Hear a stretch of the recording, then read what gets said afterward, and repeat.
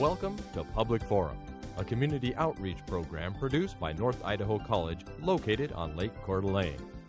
Featuring guests from around the globe addressing a wide variety of subjects, Public Forum serves to educate and enlighten. Please join host and moderator, political scientist Tony Stewart, in welcoming today's guests.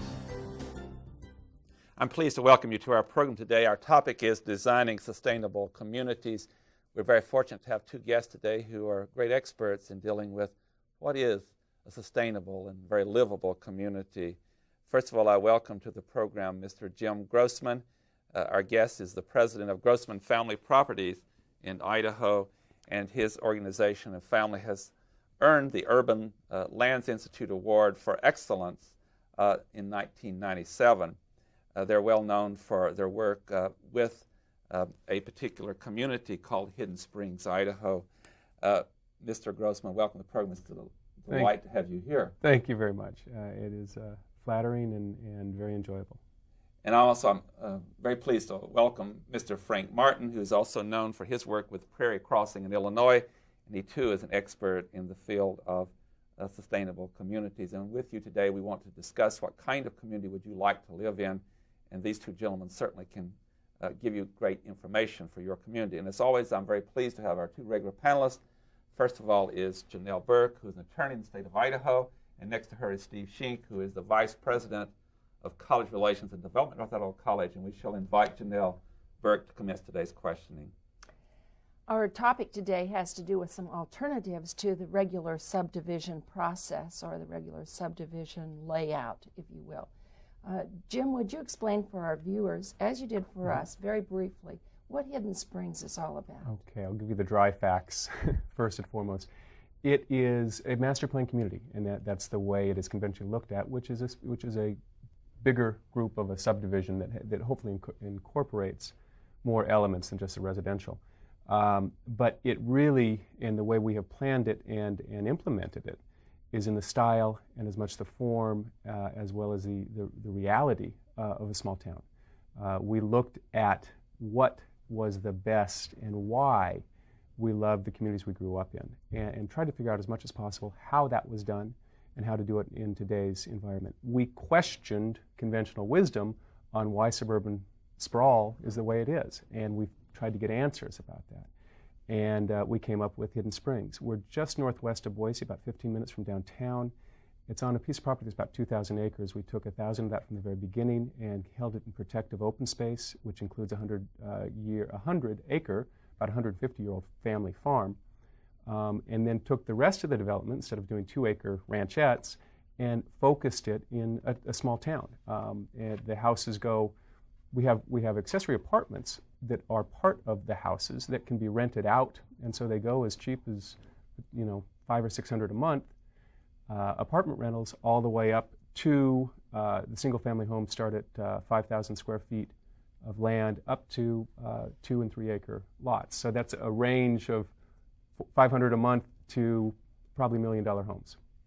Now, Frank, you were involved in a similar kind of project in Illinois. Can you compare them a little bit? Yes, very similar. Prairie Crossing, located in Grays Lake, Illinois, which is about 43 miles northwest of Chicago, on a commuter train line, and there is a station called Prairie Crossing, which we developed as part of the overall master plan for Prairie Crossing.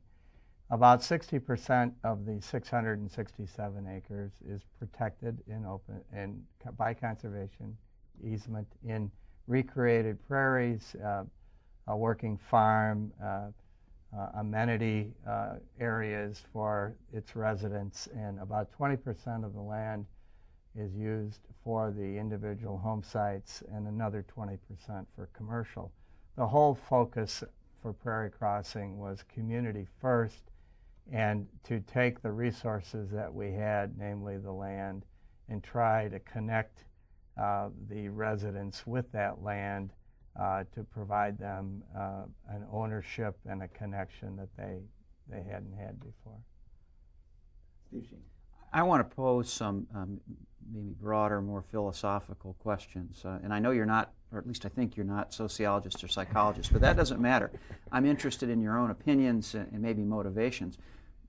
what is it about modern life that you think is creating a demand for these kinds of developments? Simplification, the pace of business with the internet and just the whole sequence. When people come home, they want to decompress, they want to unwind, they want to spend quality time with their families in an environment that they can have their children grow in, and they can bring their parents back, an intergenerational type of environment.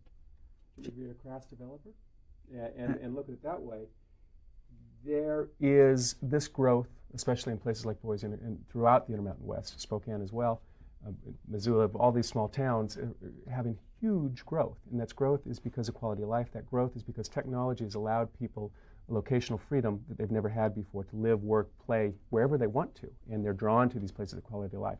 Growth is going to occur in those places when those things are present. How that growth occurs is what's key, and that's what we've really focused on. And we have seen, now crass developers, seen a niche of places that don't capture, that don't allow for community to develop. We as a developer can't create community. You can't create true community.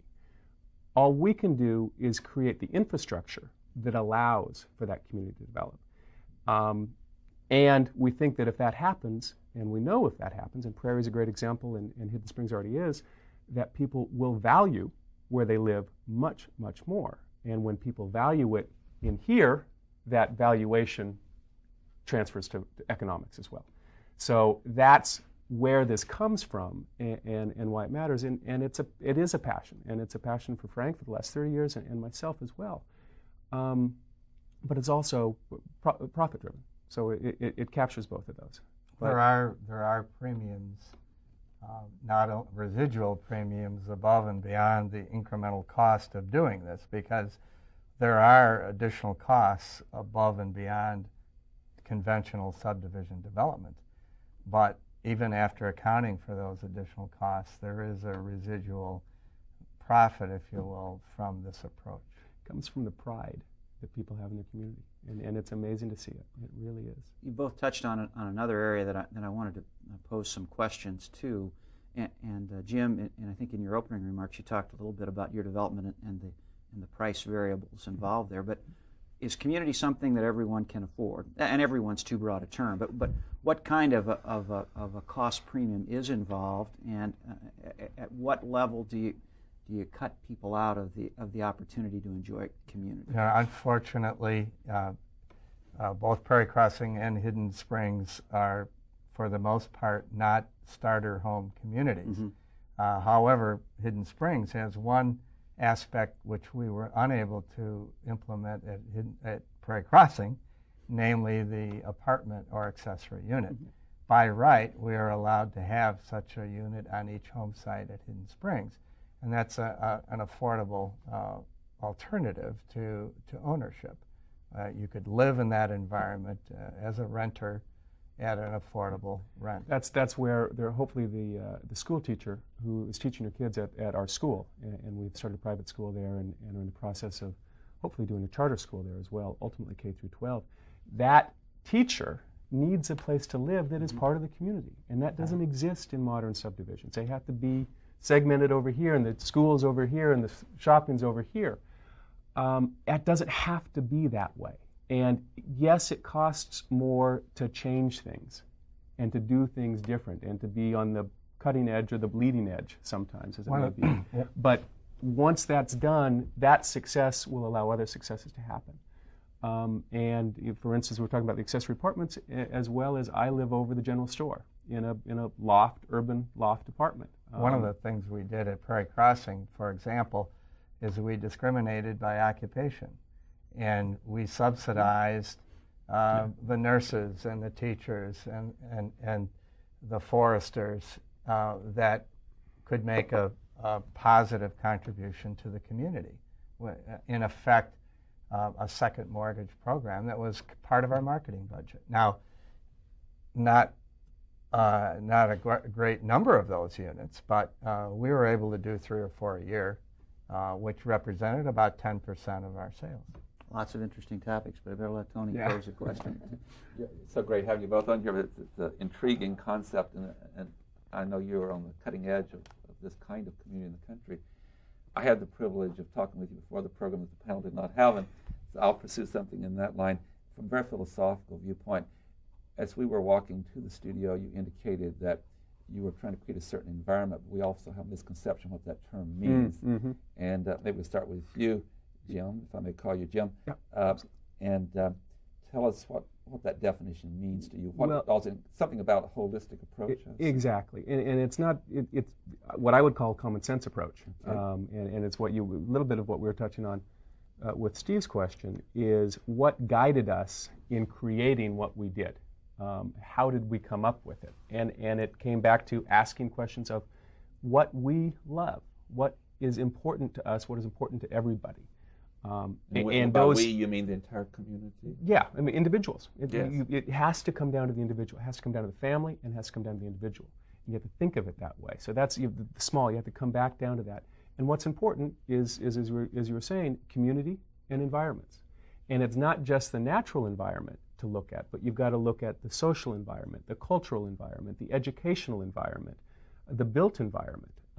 All of these, and that goes on and on and on. You have to look at and evaluate all of those things and try to address what people are looking for, what they want, what they need from all of those areas, and respect those environments as much as possible, and try to foster them. And as Frank was saying, there's ways to foster growth in those areas. And there's been some good research lately from companies that profile a psychographic aspect of a family as well as just the conventional demographic, because we are basically as our population grows, it's becoming more segmented. So there's many more niches that we have the opportunity to serve, and it's not just economic, but it's also the psychographic profile.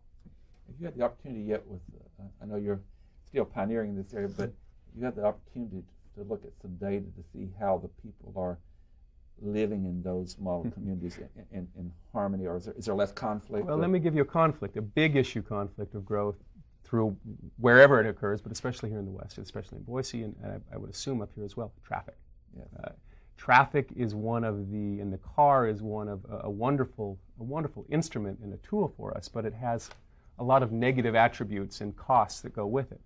The concerns of it ruining existing neighborhoods, the concerns of it being overbuilt and going too fast. I say that the traffic engineers always are concerned about life safety issues. And in my mind, life safety is a euphemism for move cars faster.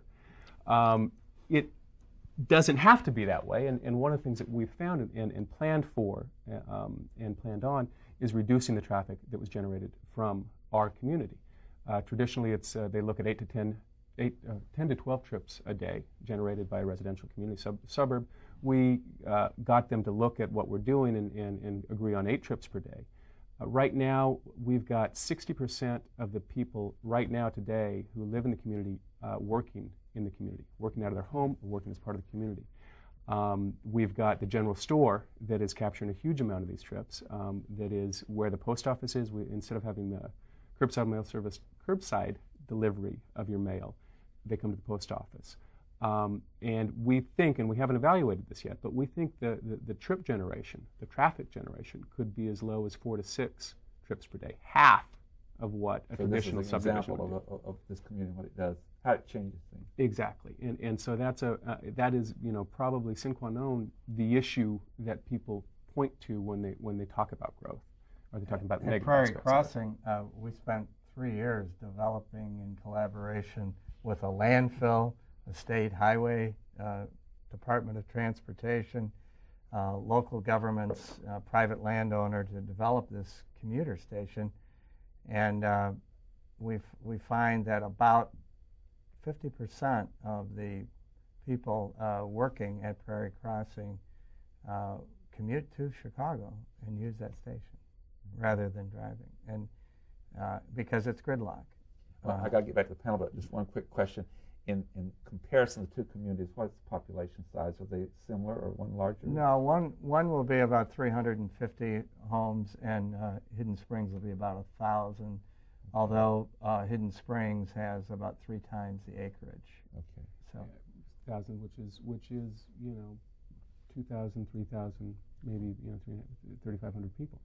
Gives you an idea. It's a small. It's a city small in its town. own- That's right. Yeah.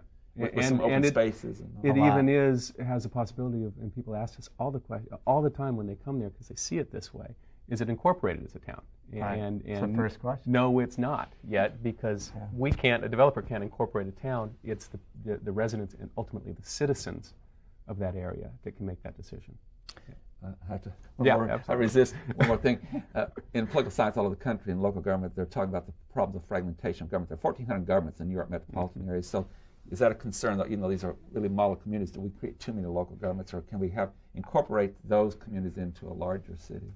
I don't want to tell you the nightmares of the different jurisdictional governments and agencies and departments in Boise, and how difficult that is to go through, and how frustrating that is, and how counterproductive it is to a great extent.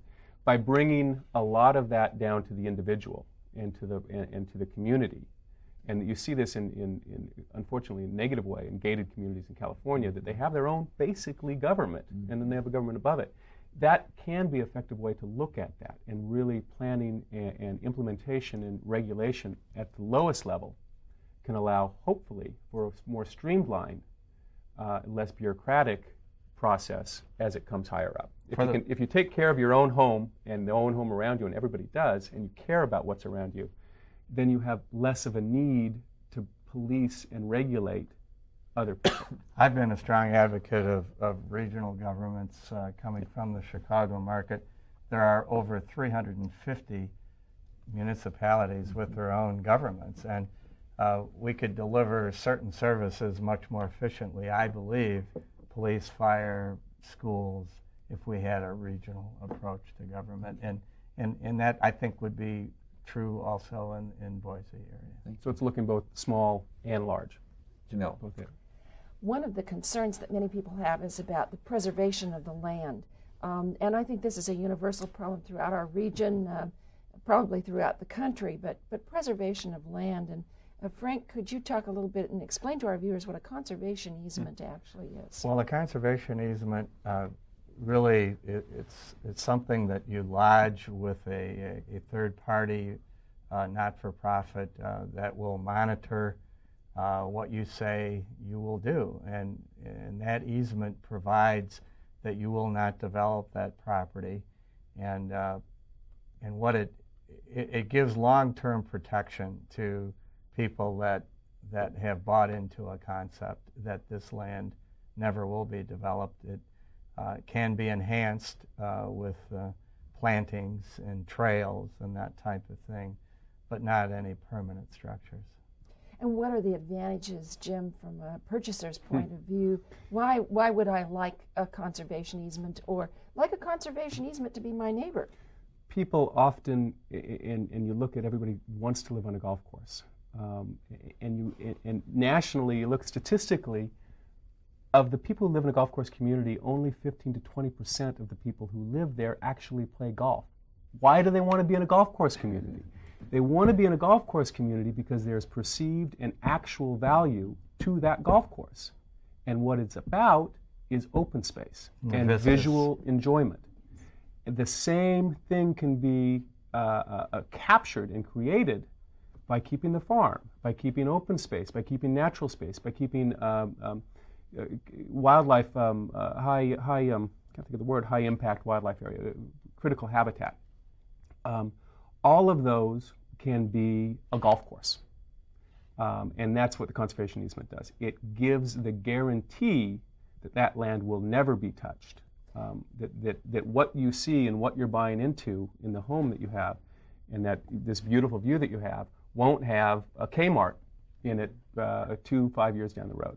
And by the way, to the extent that we can preserve that open space in its natural state, has more value than if we were to improve it. It has much more meaning to people.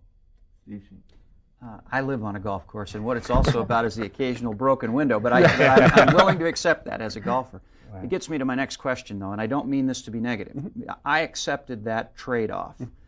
There is a loss of privacy. You have people in your backyard looking for their golf balls.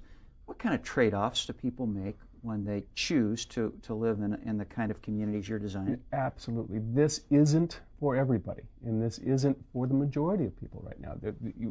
We are, percentage-wise, of the new homes that are being created in Boise, we hope to be 5% or 10% if we're successful.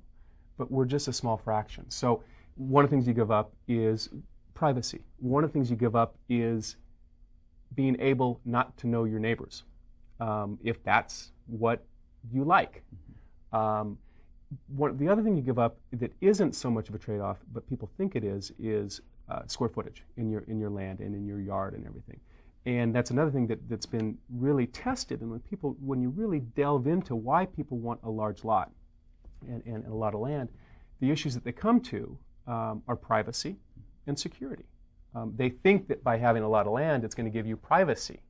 But you can actually develop and design communities in a way that you can get the same amount of privacy, if not more privacy, by having more compact development. And better security. And better security. More eyes on the street. And that, by definition, that density, the way we do that is by bringing back alleys, so that the garages are the back of the house, and the streetscape in the front is dominated not by a 3-car garage that can, with the 4th car being able to accommodate the Suburban or their RV, but by porches. That gets the eyes on the street.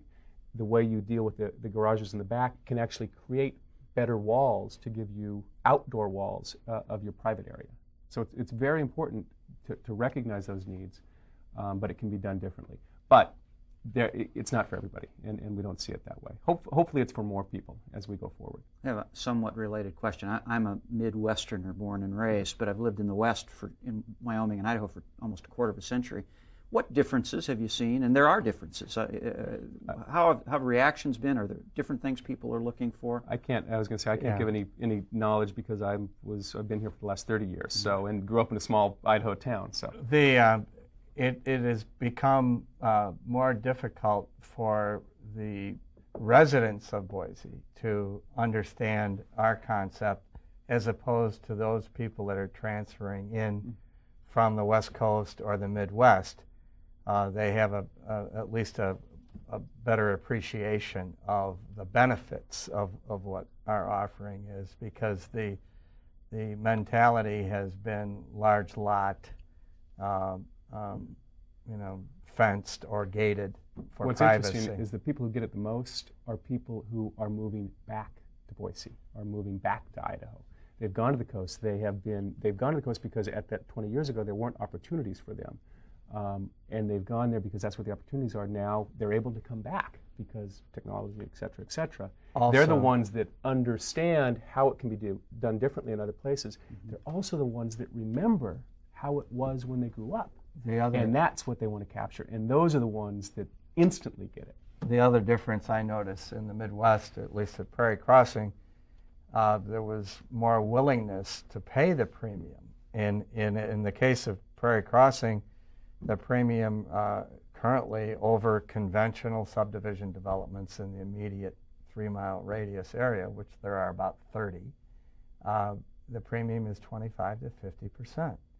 Now, our premium starting out, it didn't start out at that high. It started out at 15 to 25%. At Hidden Springs, our premium is about 10 to 15%. And there's more reluctance. There's more skepticism about, do I really want to pay? What am I getting for that extra 10 or 15%? But success ultimately breeds success. Yes. They found that in Chicago. They found that in other places. And So I it's a think matter. that's what we'll find here. I don't think we're any different. And if Tony, let me follow up briefly. That premium that you calculate, it's got to be applied to something. And I'm going to guess that what you're saying is that it's on a per square footage basis. You're naturally going to deal with smaller homes. They're more expensive compared to a big sprawling suburban rancher. Is that?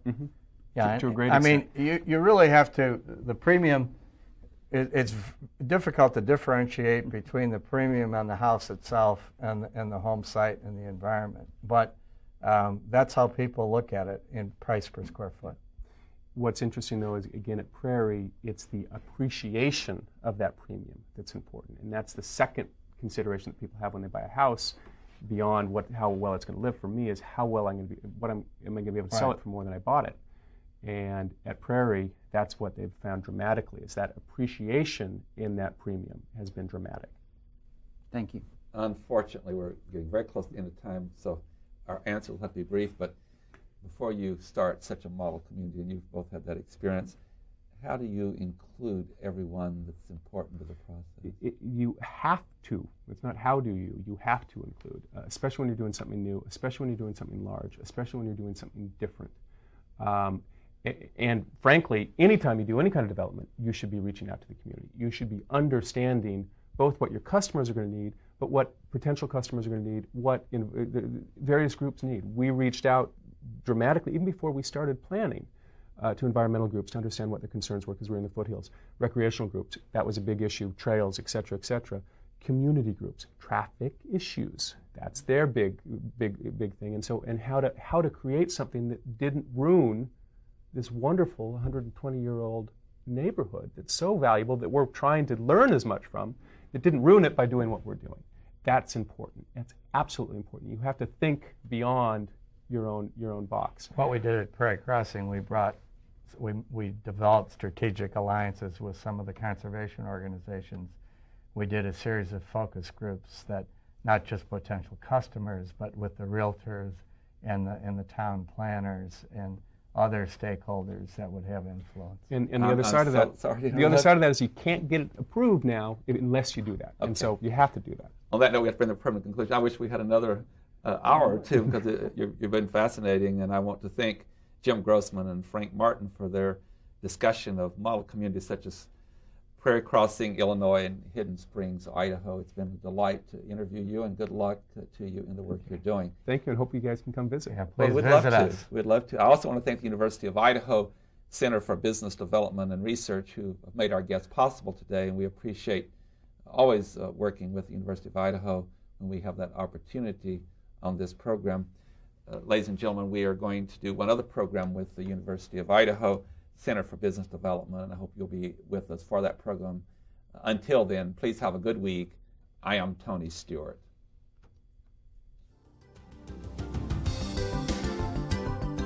Recorded on the campus of North Idaho College, Public Forum is the longest-running entirely college-produced program on PBS. Each episode is pre-recorded live and is an educational outreach from North Idaho College. Please join us again at this same time next week for another edition of Public Forum on this public television station.